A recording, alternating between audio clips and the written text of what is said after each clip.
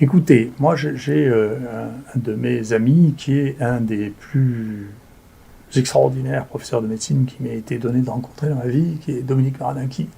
J'ai dit à la commission d'enquête parlementaire, j'ai transmis au ministère de la Santé, vous devriez demander son avis à Dominique Marinaki. Pourquoi? C'est lui qui a implanté ici les greffes de moelle pour les leucémies, pour les cancers. Ensuite, il a dirigé le centre anti-cancéreux de Marseille pendant extrêmement longtemps. Ensuite, d'ailleurs, à la suite de ça, il a été condamné par l'ordre pour une décision qui a été cassée en Conseil d'État. Ensuite, il est devenu président de l'Institut national de lutte contre le cancer. Ensuite, il est devenu le directeur de l'ANSM et c'est lui qui a inventé les RTU, d'accord, pour répondre aux problèmes des prescriptions hors AMM. Je lui ai demandé de venir faire une conférence chez nous. Elle est en ligne, chez nous, vous pouvez la regarder. C'est une très grande leçon de médecine donnée par un des très très grands messieurs de la médecine, pour lequel j'ai une admiration folle. Et vous verrez qu'il explique que les RTU ont été faits pour des situations qui sont exactement celles pour lesquelles je lui ai demandé pour l'hydroxychloroquine. Et c'est lui d'ailleurs qui m'avait dit, écoute Didier, il faut absolument que tu demandes un RTU parce que honnêtement je l'ai inventé pour ça. Et faire un article dans le New England pour expliquer pourquoi il fallait un RTU, et ça correspond exactement à ça. Et si moi j'étais encore directeur de la NSM, c'était le prédécesseur de directeur actuel, Dominique Martin, il y a bien longtemps que j'aurais mis en place un RTU. Donc il faut le regarder, parce que c'est extrêmement important.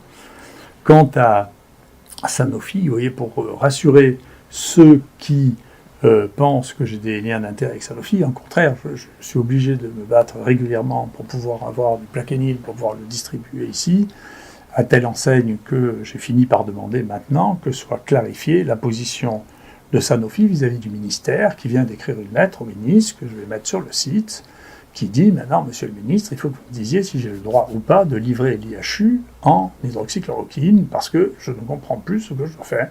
Donc j'espère que le ministre va répondre à cette question. Comme ça, on verra qui c'est qui ment dans cette histoire. Est-ce que c'est Sanofi qui ment en disant non, non, j'ai des consignes ou j'ai des interrogations qui ne me permettent pas de le livrer, ce qui est du refus de vente en pratique.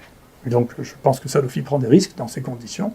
Sanofi n'a pas à savoir à quoi nous utilisons les médicaments que nous recevons dans un hôpital, d'une part, et d'autre part, savoir si c'est le ministère qui essaie, après avoir pris des arrêtés nous autorisant à utiliser ce médicament qui, incontestablement, dans les trois quarts du monde, est considéré comme étant efficace, essaie de passer par une relation biaisée avec Sanofi. Il faut clarifier cette situation.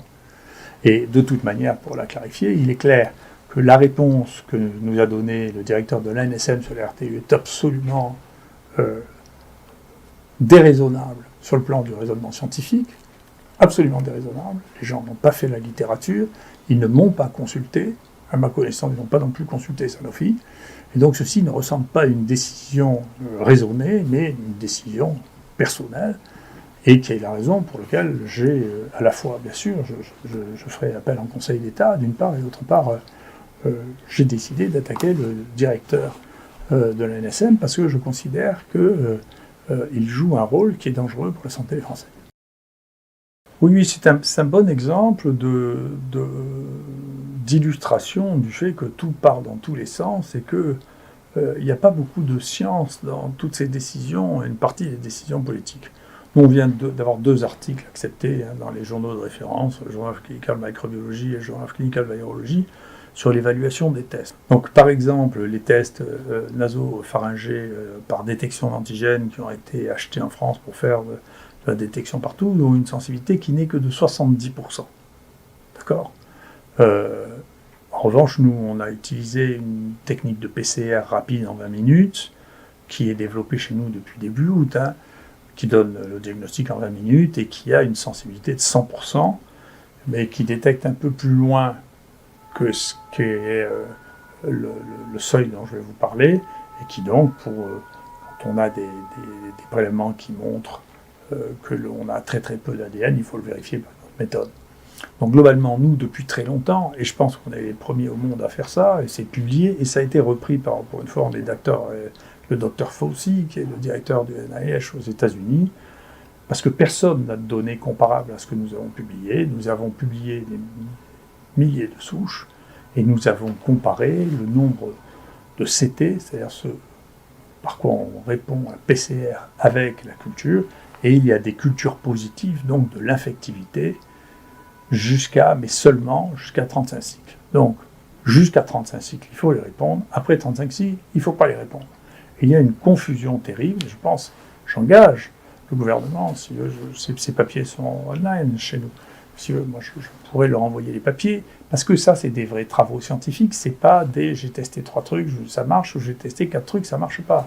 Donc il faut rétablir la place de la science, c'est-à-dire les publications vérifiées, avec des données comparables, avec des gold standards, ce qu'on appelle des gold standards, derrière la donnée de référence qui est la culture. Or, à ma connaissance, personne n'a fait autant de culture que nous pour valider les PCR, donc c'est ces données-là qu'il faut utiliser. Je suis content qu'on les utilise maintenant aux États-Unis. On est très content parce que là aussi, pendant que tout le monde parle, donne son avis, nous, on fait notre métier de scientifique, c'est-à-dire qu'on écrit, on travaille, on soumet nos articles dans les journaux, et ils sont acceptés. Donc là, on vient d'avoir un papier.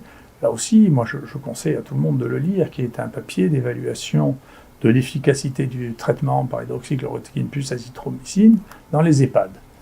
Et donc, dans ce papier, qui est consultable là aussi sur notre site, eh bien, on montre quand on traite les gens dans les EHPAD, la mortalité est divisée par 2, c'est-à-dire que l'on passe d'une mortalité moyenne qui est de 27%, qui était celle qui était observée partout en France, et observée à Marseille quand on ne traitait pas, parce qu'il y a des EHPAD dans lesquels on ne traitait pas, eh bien, alors que quand on traitait, on avait une mortalité de 13%. C'est des différences absolument considérables, c'est la moitié. Donc on ne peut pas dire que ça n'existe pas. Et d'ailleurs, je conseille vraiment pour ceux qui s'intéressent vraiment, pas qui racontent comme les journalistes que je raconte, mais tout le monde sait que ça ne marche pas, tout le monde sait, je ne sais pas qui sait que ça ne marche pas. Il y a un site très très bien fait, sur lequel on va vous faire une petite démonstration, qui s'appelle c19study.com, qui analyse toutes les publications qui sont faites sur tous les traitements. Alors, sur l'hydroxychloroquine, c'est pas 2 ou 3, il en sort toutes les semaines. Donc il y a maintenant 160 études sur l'hydroxychloroquine, et la conclusion, c'est qu'il y en a 85 qui trouvent un effet positif de l'hydroxychloroquine, 30 qui trouvent un effet négatif, et les autres qui ne montrent pas d'effet significatif. Au total, la somme de toutes ces données, qu'on fait par des méthodes de méta-analyse, dit qu'il y a un bénéfice dans 64% des cas où il y a un traitement précoce et dans 26% des cas où il y a un traitement tardif. Donc, il faut arrêter de dire que la chloroquine, le problème est réglé, il est surtout réglé pour ceux qui ne regardent pas la littérature. Ceux qui regardent la littérature ne pensent pas la même chose. Donc, je vous conseille de regarder ce site, il est accessible sur la petite démonstration qu'on va vous faire.